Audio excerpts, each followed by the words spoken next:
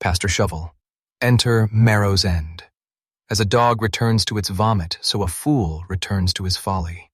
As dust to the earth, the spirit belongs to the cradle beneath it. A child does not choose the soil that feeds him, nor the blood that buys his breath.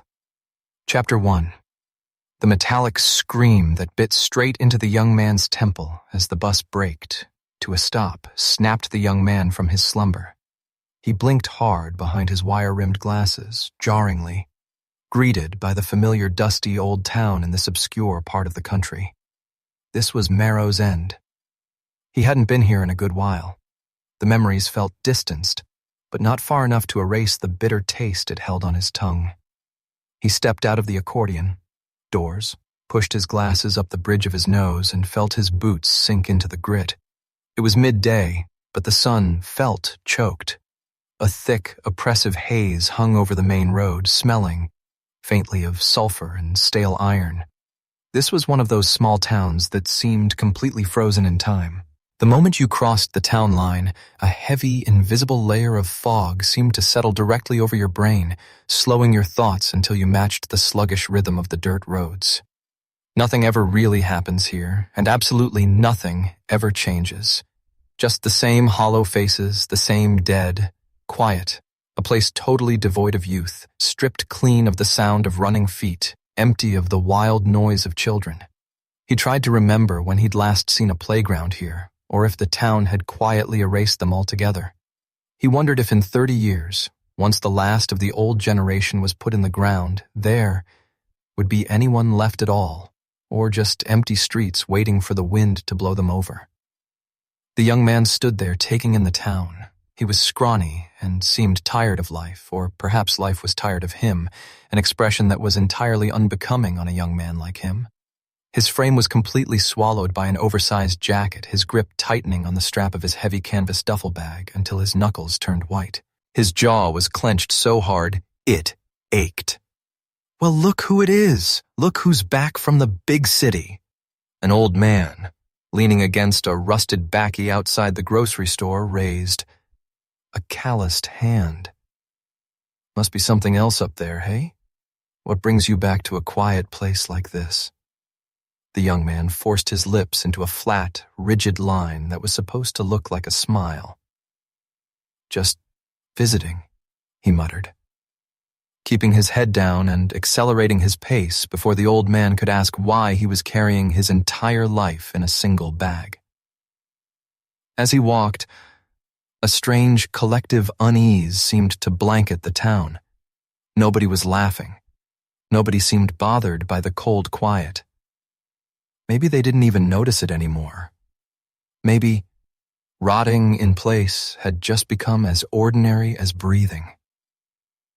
Out by the pharmacy window, 2 women stood in silence. They weren't talking. They were just staring blankly out at the horizon, their faces drawn and exhausted. A stray dog sat on the curb, its ears flattened, low growling at nothing at all. Home. Sweet home, he muttered under his breath. Everyone looked like they hadn't slept in a week. He turned off the asphalt onto the long dirt road that led toward the edge of the settlement. The dust swirled around his boots, coating his trousers in a fine gray powder. Bong! The sudden, heavy iron toll of the old church bell shattered the quiet.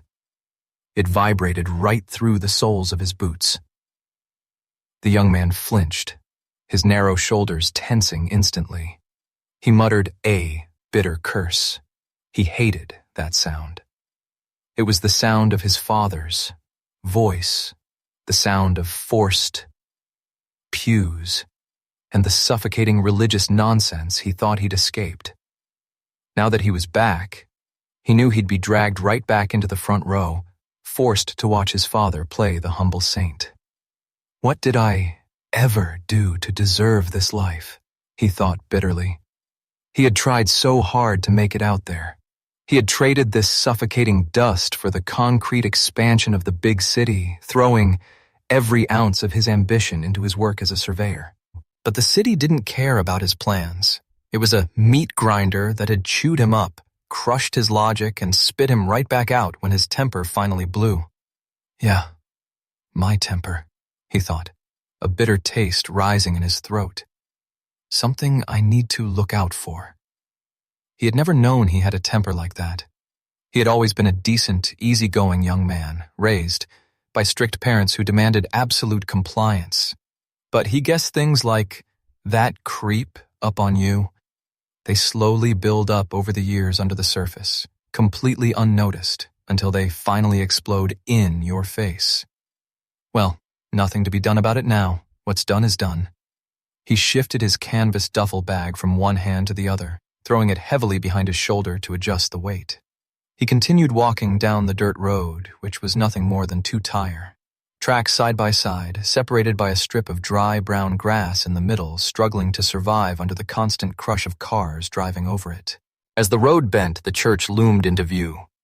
A weathered, dark wood structure with peeling paint. Sprawled out right beside it was the graveyard. The tombstones were crooked, leaning into each other like old teeth, sinking into soil that looked unnaturally dark, almost charcoal black. The young man stopped, his eyes locking onto a specific plot near the old oak tree. A memory, cold and unwelcome, crept up his spine. He was 5 years old again, standing right there in the damp grass the morning after they had buried his grandparents. He remembered looking out at the fresh mound of earth and seeing his grandfather standing over it, pale, hollow-eyed, and whispering something creepy that had made his blood run cold. He blinked the memory away, shook his head, and scoffed. "Stupid," he whispered, adjusting his glasses. "This place has always been creepy." Directly behind the church, physically welded to the back of the chapel, was his home. A large, faded wooden sign hung over the driveway. Shavel & Sons, funeral directors, and morticians. The young man stopped at the rusted iron gate, the heavy scent of floral air freshener and chemical formaldehyde drifting out to meet him. The building heat in his chest started to rise. Then, a sudden scuffling sound broke the silence. From around the side of the mortuary, a scruffy, aging mongrel came sprinting toward the fence. Its tail was wagging so hard its whole back half brindled. The heavy, angry tension instantly melted from the young man's face. A genuine, bright smile broke through his exhaustion. He dropped his duffel bag into the dirt and knelt by the gate, reaching his thin hands through the iron bars as the dog frantically licked his fingers, whining with pure joy. "Hey, Barnaby," the young man whispered, his voice cracking slightly as he buried his face in the dog's thick fur. "You missed me, didn't you?" Barnaby let out a soft bark, panting happily up at him. The young man's smile faded slightly as he looked past the dog toward the quiet, suffocating house. He gripped Barnaby's ears gently. "I shouldn't have come back here, Barnaby," he muttered quietly to the dog, his voice turning bitter.